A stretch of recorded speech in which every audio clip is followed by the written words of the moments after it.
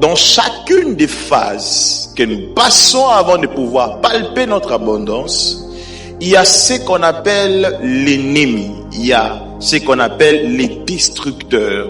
L'ennemi ne voudra jamais te voir se jouir de ce que Dieu a prévu pour toi.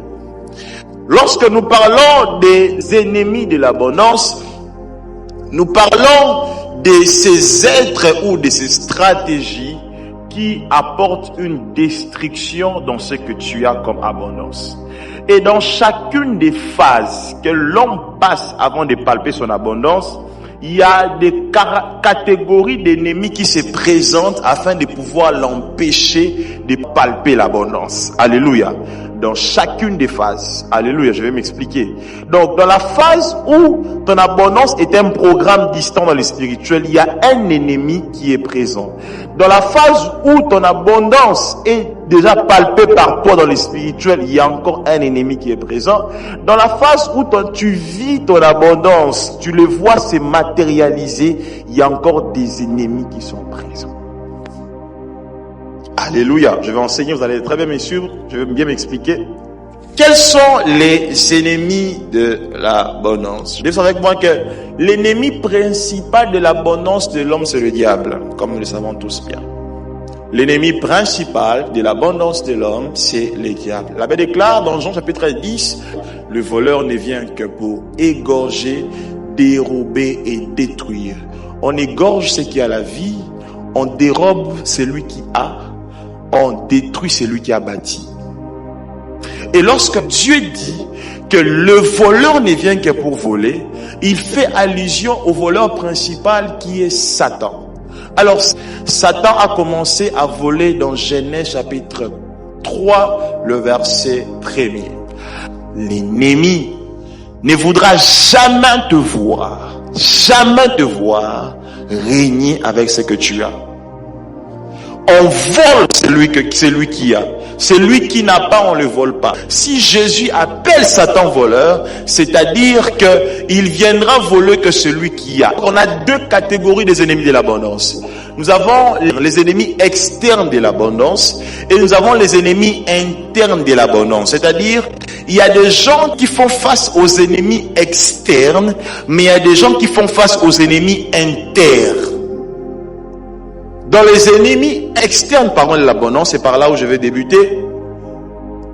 Devons savoir avec moi une chose. Le premier ennemi de l'abondance, c'est la voix du diable.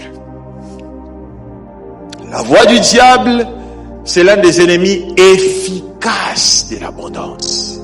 Et la voix du diable résonne où? Premièrement, dans nos oreilles. Deuxièmement, dans nos pensées. Troisièmement, dans nos cœurs. C'est par là où le diable vient. Tout le monde ici, personne ne va en douter, a eu écouté la voix du diable. Venir un jour chez lui. Yina de konayoana. Sala imabe. Réagir. En fait, c'est une voix qui nous pousse à agir afin de pouvoir perdre ce que Dieu a mis en nous. La voix du diable ne voudra jamais te voir saisir ton abondance ou bien maintenir ton abondance. C'est ainsi que lorsque le diable rencontre l'homme dans Genèse, il utilise sa parole afin de pouvoir l'empêcher de maintenir son abondance. Le diable parle. Il utilise sa parole afin de t'empêcher. Mais je connais un homme qui a écouté la voix du diable, mais qui n'est pas tombé face à la voix du diable, c'est Jésus. La Bible déclare qu'au début de son ministère, dans Matthieu chapitre 4, il revenait de la montagne pendant 40 jours de jeûne et prière. Après avoir jeûné et prié, la Bible déclare que Jésus rencontre Satan et Satan lui parla. Il est en train de le tenter, de le parler. Si tu es fils de Dieu, ordonne. Si tu es fils de Dieu, si tu es fils de Dieu. La voix du diable avait pour objectif d'empêcher Jésus de pouvoir matérialiser ce qu'il avait en lui. Chrétien, n'obéis pas à cette voix qui vient à tout moment. Pendant que tu passes dans des saisons difficiles, cette voix qui vient te dire, quitte l'église, ma bénédiction libakou. Quitte ton pasteur, ma bénédiction libakou. Laisse-moi te dire une chose. L'église est parmi les arrêts par lesquels Dieu passe afin de pouvoir déposer aux hommes l'abondance. Et la voix du diable passera toujours par toi afin de te déconnecter de quelque chose pour t'empêcher de palper ton abondance. Je prie et je décrète en ces moments que cette voix soit loin de ta vie au nom de Jésus. Ce n'est pas Dieu qui te parle, c'est Satan qui utilise sa voix. Et comment faire pour vaincre cette voix? Pour vaincre la voix du diable, il faut augmenter la régularité de la voix de Dieu en toi. Alléluia. Pour vaincre la voix du diable, il faut augmenter la régularité de la voix de Dieu en toi. Et cela fera en sorte que même si le diable te parlait, tu n'as même pas l'idée de reconnaître que c'est lui et de l'obéir. Je donne un exemple très clair. Mon père est là. Si il se cache dans une pièce, là, dans cette pièce qui est là, il se cache là, avec un ami à moi, il y a 10 ans passé,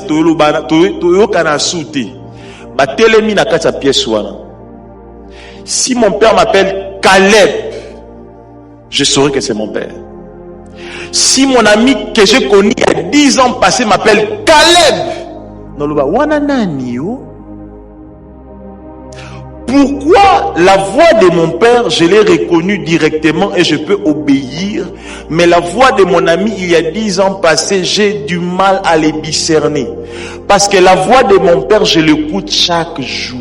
Ça résonne. C'est tellement régulier en moi que je ne peux pas obéir rapidement à une voix qui est contraire à sa voix. C'est ainsi, pour vaincre la voix du diable, qu'est-ce qu'il faut faire? Il faut augmenter la régularité de la voix de Dieu en toi. Et comment on augmente la régularité de la voix de Dieu? C'est dans la communication avec Dieu.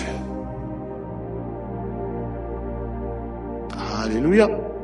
Souvent tu fais certaines choses dans ta vie et tu perds certaines abondances dans ta vie parce que la voix du diable sonne tellement fort en toi. C'est ainsi, lorsque Jésus vient de la montagne, il rencontre Satan, il ne pouvait pas obéir au diable parce qu'en lui, il y avait déjà une voix qui avait l'habitude de pouvoir le parler à tout moment. C'est la voix de son Père.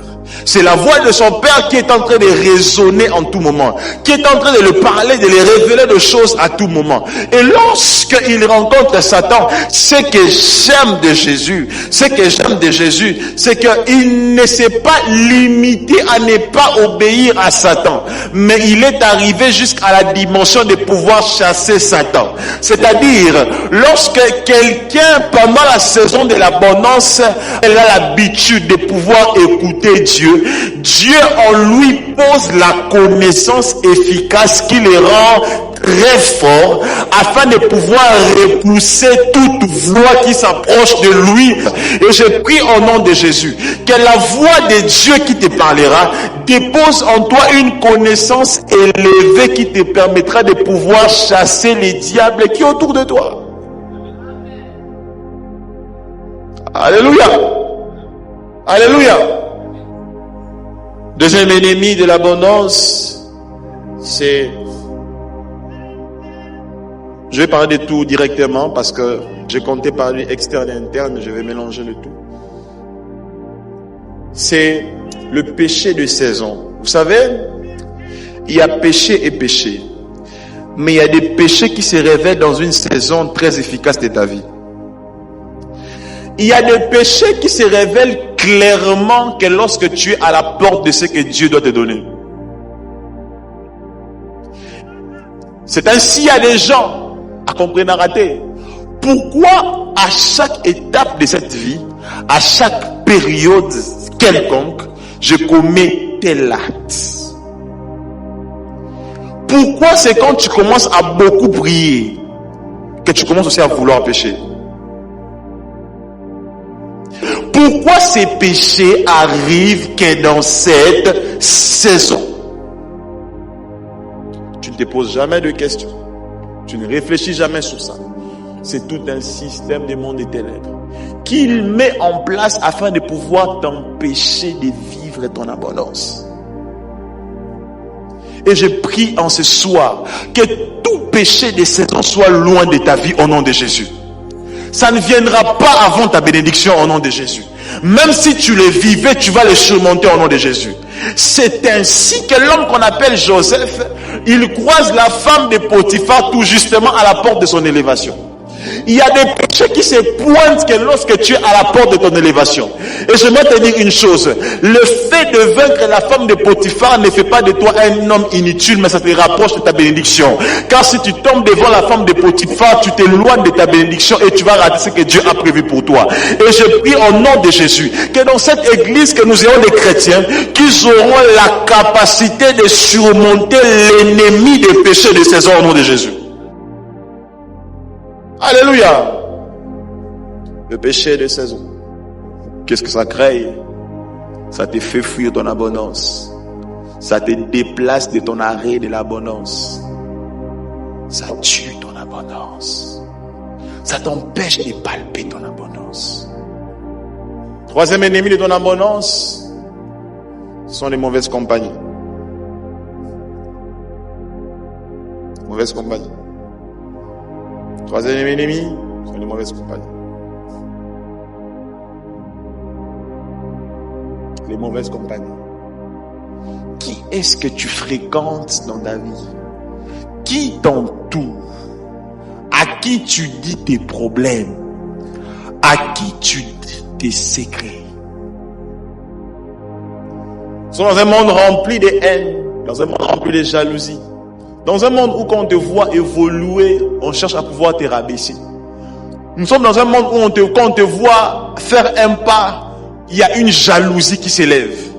Nous sommes dans un monde où, lorsqu'on te voit acheter une voiture, c'est un problème total pour les hommes. Nous sommes dans un monde où, lorsque les gens te voient progresser, te voient en train de chercher Dieu, on cherche à te reculer. Nous sommes dans un monde rempli de haine et rempli de méchanceté. Tout ça à cause des matériels. Nous parlons de l'abondance. L'ennemi de l'abondance, ce sont des mauvaises compagnies. Les gens que tu fréquentes, les gens que tu approches. Oui, tout autour de ces personnes. Il peut y avoir des hommes de bénédiction. Mais attention, il peut aussi y avoir des hommes qui sont capables de te faire chuter. Voilà, ben déclare, heureux l'homme qui ne s'assoit pas en compagnie de mon cœur. Heureux l'homme. Les mauvaises compagnies chercheront à tout prix de pouvoir te détruire. C'est ainsi que l'homme qu'on appelle Joseph, il n'a pas vu son voisin vouloir le détruire, mais il a vu ses frères se réunir contre lui afin de pouvoir le détruire. Et laisse-moi te dire, lorsque nous parlons de l'abondance, attendons-nous à des ennemis de l'abondance qui viendront dans tous les sens afin de pouvoir nous détruire. Si tu ne connais pas la réalité des ennemis de l'abondance, un jour aussi, Mamoutou.